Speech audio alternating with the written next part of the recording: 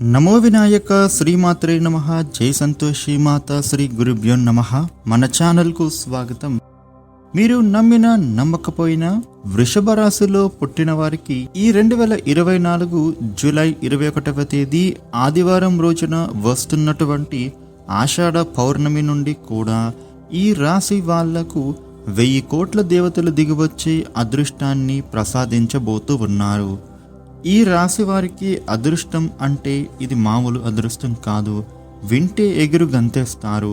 అయితే ఈ రాశి వాళ్లకు రేపటి నుండి కూడా అంటే ఈ పౌర్ణమి నుండి కూడా మీకు పట్టబోయేటటువంటి అదృష్టం ఏ విధంగా ఉంటుంది, ఎటువంటి విషయాలలో మీ జీవితం అనేది కీలక మలుపు పొందుతారు, అలాగే గ్రహస్థితి అనేది రేపటి నుండి ఎలా ఉండబోతూ ఉంది, మీరు ఈ సమయంలో ఏ దేవత ఆరాధన చేసుకోవాలి అనేటటువంటి పూర్తి విషయాలను ఇప్పుడు మనం ఈ వీడియోలో డీటెయిల్డ్గా తెలుసుకుందాం.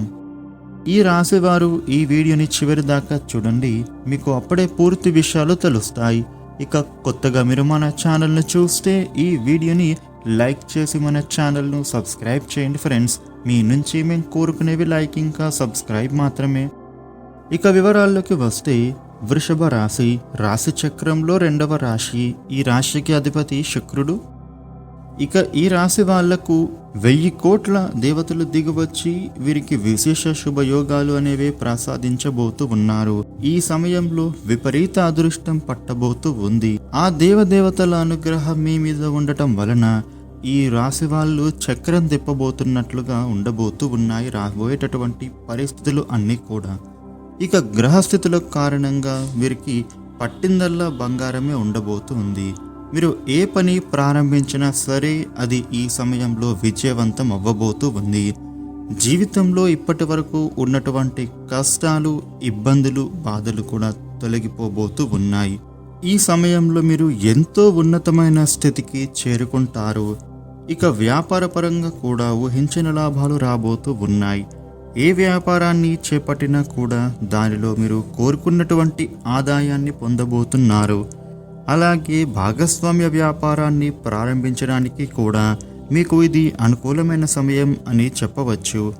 ముఖ్యంగా రియల్ ఎస్టేట్ వ్యాపార రంగంలో ఉన్నవారికి ఊహించనటువంటి లాభాలను పొందుకుంటారు. ఈ సమయంలో ఈ రాశి వారికి లాభాలు అనేవి అధికంగా రాబోతూ ఉన్నాయి. దీనితో ఇప్పటి వరకు మీరు చేసిన అప్పులు, రుణాలు అన్నీ కూడా తీరిపోతాయి. అలాగే వ్యాపారంలో వ్యాపారపరంగా ఉన్నటువంటి సమస్యలన్నీ కూడా ఈ సమయంలో వీరికి తీరనున్నాయి. అయితే ఈ రాశి వారికి ఈ సమయంలో ఒత్తిడి అనేది ఎక్కువగా ఉంటుంది. అలాగే వృత్తి వ్యాపారపరంగా అనుకోని ప్రయాణాలు చేయవలసి వస్తుంది. అయితే ప్రయాణాలన్నీ కూడా మీకు బాగానే కలిసి వస్తాయి. అయితే వ్యాపారపరంగా కొన్ని పనులు వాయిదా వేయాల్సిన పరిస్థితి రావచ్చు కొన్నిసార్లు. అయినప్పటికీ వీరికి ఆదాయపరంగా ఎటువంటి ఇబ్బందులు అనేవి ఉండవు. ఇక వృత్తిపరంగా ఈ రాశి వారికి చూసుకున్నట్లయితే అధిక శ్రమ అనేది తప్పదు. అయితే వృత్తి పరంగా అభివృద్ధి కనిపిస్తుంది. అదేవిధంగా చేతి వృత్తుల వారికి ఈ సమయం అనుకూలంగా ఉంటుంది. ఇక ఉద్యోగస్తులకు ఉద్యోగపరంగా అనుకూల ఫలితాలు పొందుకోబోతున్నారు. మీరు చేపట్టిన ప్రతి పనిలో కూడా అనుకున్న ఫలితాలు పొందుతారు. ఉద్యోగస్తులకు తోటి సహ ఉద్యోగుల సహకారాలు అందుతాయి. పై అధికారుల మెప్పును పొందుతారు. అలాగే ఉద్యోగంలో ప్రమోషన్లు కూడా వస్తాయి. అలాగే కొత్తగా ఉద్యోగాల కోసం ప్రయత్నాలు చేస్తున్న వారికి ఉద్యోగాలు ఖచ్చితంగా లాభిస్తాయి. అంతేకాకుండా విదేశాల్లో ఉద్యోగాలు చేస్తూ ఉన్న వారికి కూడా ఈ సమయం చాలా అనుకూలంగా ఉంటుంది. మీరు కోరుకుంటున్న ఉద్యోగాలను, విజయాలను పొందుతారు. అయితే ఈ రాశివారు ఉద్యోగపరంగా మిశ్రమ ఫలితాలను పొందనున్నారు. ముఖ్యంగా ఈ రాశి విద్యార్థులకు ఏకాగ్రత అనేది ఈ సమయంలో లోపిస్తుంది. కాబట్టి ఈ సమయంలో విద్యార్థులు చదువులపైన ఏకాగ్రత పెంచడానికి ప్రయత్నాలు చేయాలి. ముఖ్యంగా ఈ సమయంలో విద్యార్థులకు క్రీడలు, ఇతర వ్యవహారాలపైన ఎక్కువ ఆసక్తి ఉంటుంది. దీని కారణంగా చదువుపైన ఏకాగ్రత అనేది తగ్గుతుంది. కాబట్టి విద్యార్థులు ఈ సమయంలో చదువులపైన ఏకాగ్రతను పెంచుకోవడానికి ప్రయత్నించాలి. అయితే ఈ రాశి విద్యార్థులు ఏకాగ్రత పెంచుకోవడానికి పాటించాల్సిన పరిహారం గురించి తెలుసుకుందాం. ప్రతి బుధవారం విఘ్నేశ్వరునికి గరికను సమర్పించాలి. అలాగే ప్రతి శనివారం హయగ్రీవ స్తోత్రాన్ని పఠించుకోవాలి. జ్ఞానాన్ని ఎక్కువగా ప్రసాదించేటటువంటి హయగ్రీవ స్వామిని పూజించడం ద్వారా ఈ రాశి విద్యార్థులకు చదువులపైన అధిక శ్రద్ధ, ఏకాగ్రత, జ్ఞానం ఏర్పడతాయి. ఈ రాశి వారికి ఈ సమయంలో కుటుంబపరంగా మంచి ఫలితాలు వస్తాయి. అలాగే సోదరుల నుండి కూడా శుభవార్తలను వినబోతూ ఉన్నారు.